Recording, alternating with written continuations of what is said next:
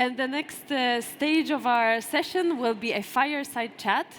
Again, this conversation was very rich, and we talked about the different angles on finance, on innovation, technology. And now I would like to look at renewables from the perspective of a grounded experience, real-life experience, tested in very dire context. And so we're going to have a fireside conversation with the mayor of Mykolaiv in Ukraine, Mr. Oleksandr Syenkevych. So I would like to welcome him to the stage. And a bit of...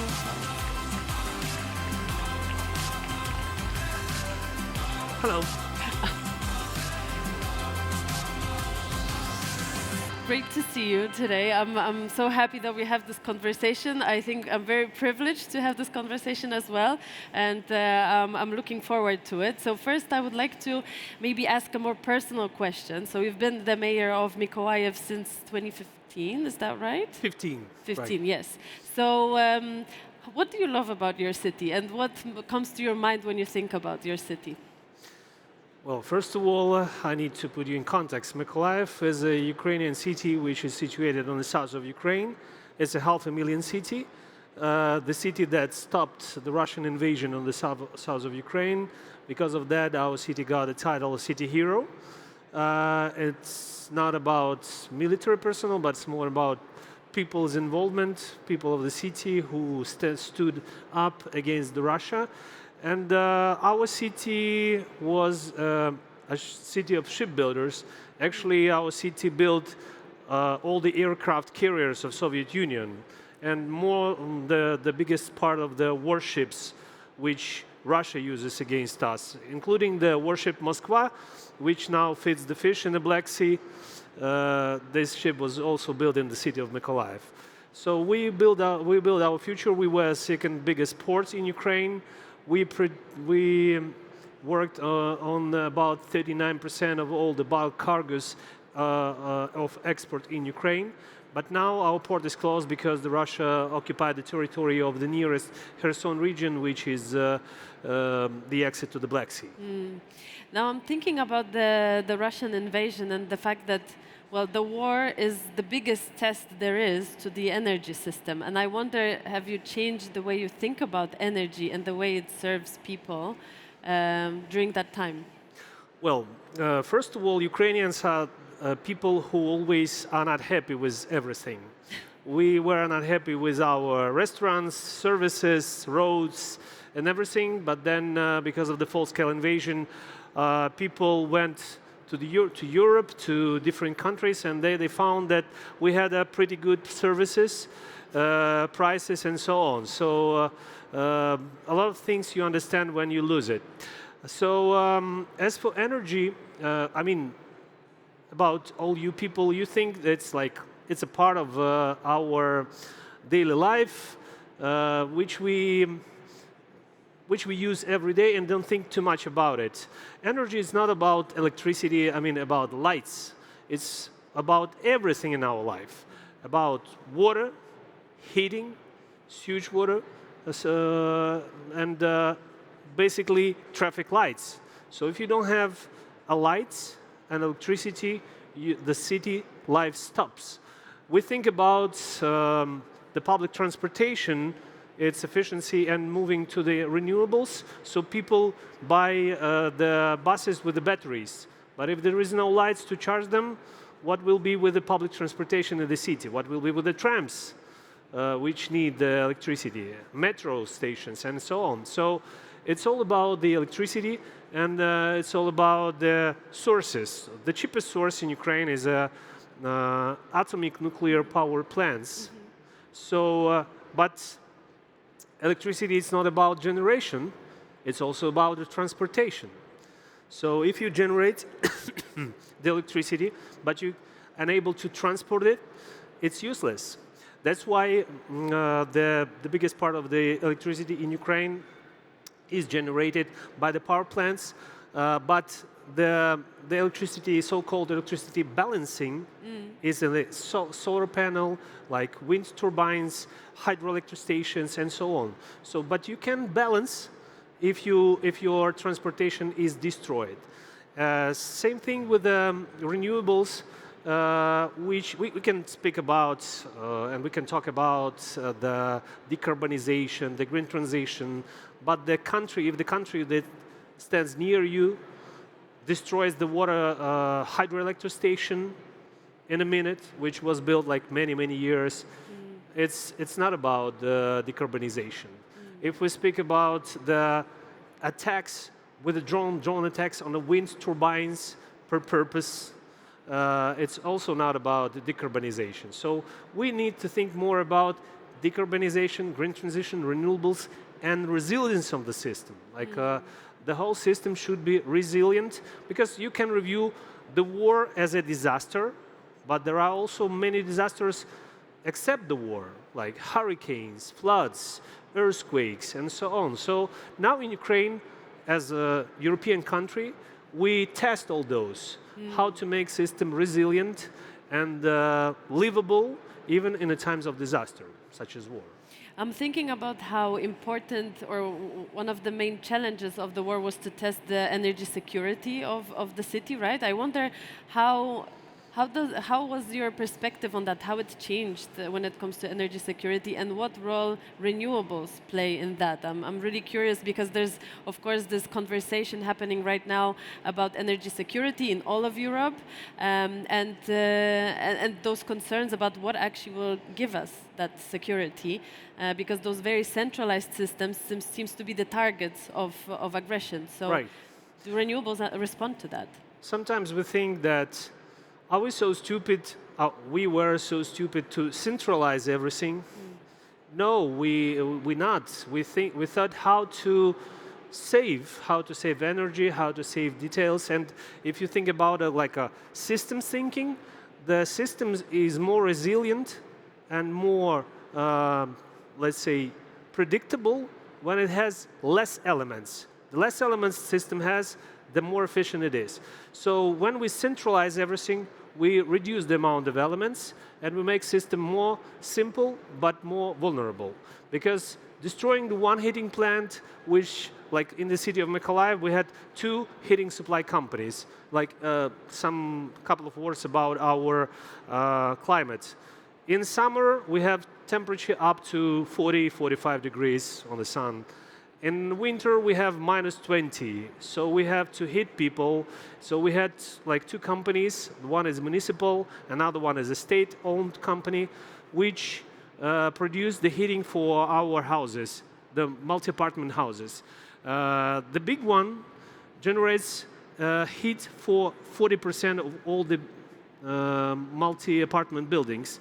Another one for 60, but with 95 boiler houses, which is less efficient but more resilient, because you are, if the rocket hits, or let's say the earthquake destroys one heating at boiler house, it could be switched to another, the system could be operated, and while you are repairing, you can use the supplies from other system. If we speak about the one big heating plant which was actually attacked, so we had to fix it in 3 days. You can imagine, like, a temperature outside is -10, -12. The big heating house is destroyed. So we had to pump cold water into the system just for water not to freeze inside of it. So the heating units in apartments worked as air conditioning, because the temperature inside of the house was more warmer than these elements. But we were successful in fixing that, and we ran that. But still, we decided to build mobile boiler houses, like 18 mobile boiler houses in the main places, to cover the possibility of the damage of this big heating plant. So for us, renewables, we use them everywhere now. For example, you don't think too much about it, but when you click on the elevator, it uses the electricity. If you don't have electricity, how can you get to upstairs? Using the steps. But our multi-apartment houses decided to put the solar panels and batteries to supply at least heating, pumping, and water pumping stations in the basement and the basic need to provide basic needs for people. Yeah, you don't have electricity in your apartment, but the elevator, water, and heating still works in your house. And we think about more about like these things connected to your everyday life, but again, we also equip the main crosses, like interstations, with the batteries and with the solar panels to provide this, the traffic lights with electricity. Because we found no lights, a lot of car crashes, people like become crazy.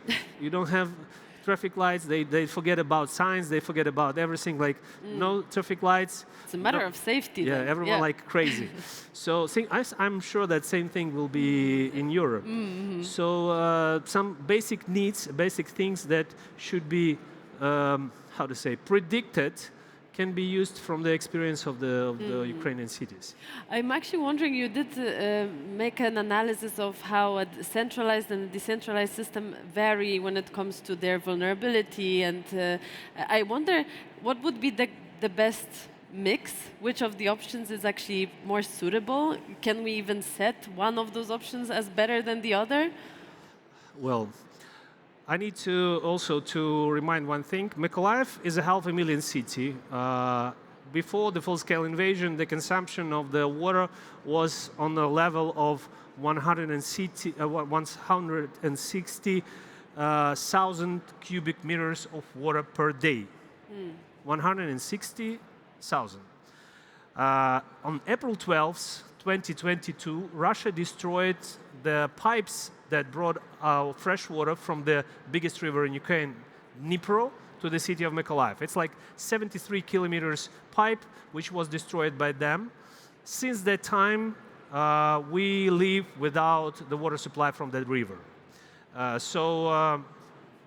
They also destroyed the Kakhovka hydroelectric station, Kakhovka Dam, which was also the place where our water stabilized and then went to our water source. But because of that, we had a flood, so now we are even unable to get to the pumping station to the water source. So what we created an additional water supply from the river which our city stays on. But because of the closeness to the Black Sea, the water is salty. And our the water treatment plant wasn't ready for that, but at least it saved the sewage system because we started to use the salty water in our pipes, but at least we were able to clean it to the level of technical, I mean, without bacteria and so on, but with a bigger amount of chlorides. But we were able to use it in toilet, shower. My haircut is not somehow connected to that, but I mean, we used it even to wash the fruits and eat them, you know. So, but also we had to provide people with drinking water. What we've done, we started to drill boreholes, equip them with the solar panels and diesel generators, and provide people with water sports. It's like in World War II. People everyday life starts with taking 2 plastic bottles, 5-liter bottles, going to the water spots, refill them to drink it, to cook the food, and so on. So we are on the finish, in this particular case, we are on the finish line, building a new pipe from another river, bring it to the city, and I think in the next months we will have back the tap water, I mean drinking water in our pipes. What that means? That means that we also need to think about big systems like water supply in the city, how to decentralize them. Because in case if you don't have the big source of electricity, what will be the way you provide people with the basic need of water? How they will drink? Where the plastic, the water in the bottled water in the supermarkets will disappear in 2 days, I think, maybe 1 day.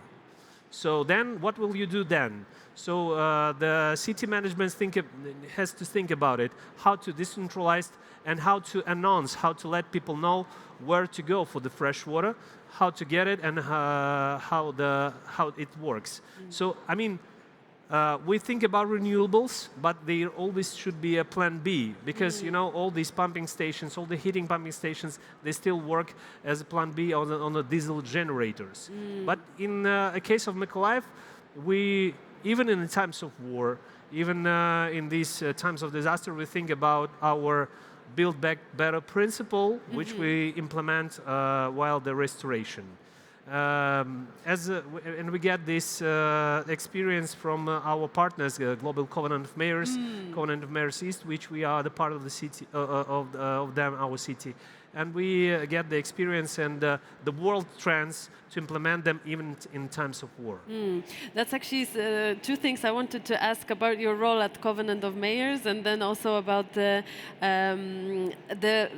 part about rebuilding the city. I mean, is that, or do you see this now, the time now, as an opportunity to redesign your system, your energy system in the city? Yeah, people around the world, they think like, guys, you are in a war, what are you planning? I mean, it's too far. I mean, the peace is too far. And yeah, we thought that the first year, we thought like the war will be ended next year, next year, next year. Now it's 4 years and even more. And we still think about the peace. We do as much as we can, losing the best asset of Ukraine, our people. But still, we are thinking about the restoration, about the rebuilding. And we, as the city of Mykolaiv and the city of Kharkiv, two big Ukrainian cities which took part in the UN for Ukrainian Cities program. Together with United Nations Economic Commission for Europe, we are creating our master plan. The main role in that plays the Italian company OneWorks Foundation, who designed the, let's say, on-ground things, and the underground things are designed by the Corvi of Denmark. And here we think about the reconstruction, including all the renewables and all the decentralization into this master plan. By the way, if we speak about outages, the blackouts, we also need to think about critical infrastructure like hospitals. All hospitals in the city of Mykolaiv, they are equipped with solar panels, with the batteries, like about 200 kilowatts, and with the standalone boiler houses that work on the biomass. So they have like a weak amount of the biomass to start producing the heat, and then we have all the contracts with the producers of biomass to heat these standalone places. With the boreholes, with the osmosis cleaning systems that get the water from under the ground and produce it for the hospitals. So they are totally decentralized and totally with the renewables sources of energy. So I see that the renewables are, there needs to be a plan B for renewables, but then also renewables can be a plan B in some situations. Sure, right. Right? Yeah. And so, and I think that also what was interesting is that you were part of larger conversations, networks, and you established relationships with partners like Denmark. I think that this is extremely valuable to share those experiences, and since they were tested in such difficult context. I think that we have run out of time already, but I don't know if there's anything else, like last sentence, you would like to share with our audience. Well, first of all, I think that people who are here, they need to think about renewables not only as a source of cheaper energy or the idea how to save the planet, but also as a plan B for times of disaster. Today, Ukraine has the great experience on different kind of, let's say, problems caused by the war or disasters, and this is like a polygon, like a place where you can test different kind of decisions. Same with, for example, with we talk about electric cars, but if you don't have electricity, the car is useless. But in the same time, I was in Germany, in Berlin, where they used batteries of Audi, from the Audi, they use as a source of energy for the households, where you can, they don't need like a fast charge and so on, but you can use them as a place not to recycle, because like it's a future thing, the future problem. by my personal opinion, how we'll recycle the batteries from all these electric cars, and what will be the impact to our mother nature. But anyway, we can use them in households, in places like companies which need the storage of electricity after the usage of in electric cars. So yeah, and I would like to say thank you to all the European people, because I always say there is no money of government or president. It's always about money of taxpayers. So everyone who pays salaries and who pays the taxes in Europe are the ones who help us to stand against Russia, because it's not about the war between two countries. It's war between two values, between the Western European values and Russism, which is a new type of Nazism. So thank you for your support, and thank you for standing with us, and be sure that we are ready to share our experience, and we are grateful for your help on everyday basis. Thank you so much, and thank you for your courage and resilience. Thank you so much.